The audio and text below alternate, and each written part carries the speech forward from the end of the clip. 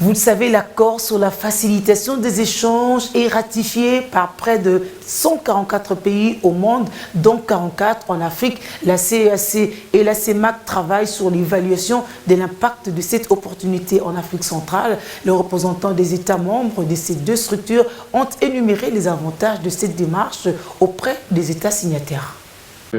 Avec la signature de l'accord sur la facilitation des échanges, ratifié par près de 144 États au monde, dont 44 pays africains, l'Afrique centrale peut relever certains défis dont l'opérationnalisation et l'harmonisation des zones de libre-échange, ainsi que des unions douanières de la CEAC et de la CEMAC. Avec l'appui du ministère du Commerce extérieur et des partenaires, ce cadre approprié a été créé afin de coordonner des politiques et stratégies régionales de mise en œuvre de l'AFE dans cette région. L'organisation de la deuxième réunion du comité régional de facilitation des échanges, qui va se focaliser sur les états de lieu de la facilitation des échanges dans nos pays respectifs, ainsi que de la présentation du projet de la note de cadrage du plan d'action régional et d'autres aspects relatifs, permettra aux participants de saisir la portée des réalisations des uns et des autres, tout en relevant les difficultés rencontrées sur le chemin de la mise en œuvre de l'AFE.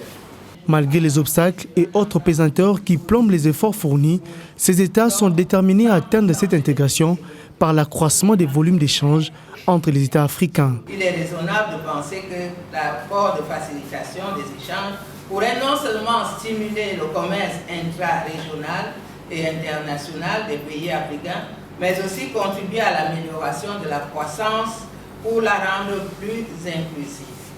La BAD accorde une importance particulière au processus d'intégration régionale à l'échelle du continent.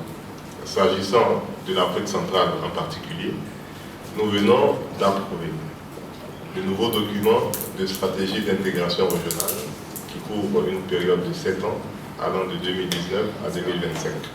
Une session des grands enjeux pour la CEAC et la CEMAC en vue de faire avancer l'agenda d'intégration régionale en Afrique centrale reconnu comme espace économique moins intégré selon l'Organisation mondiale du commerce.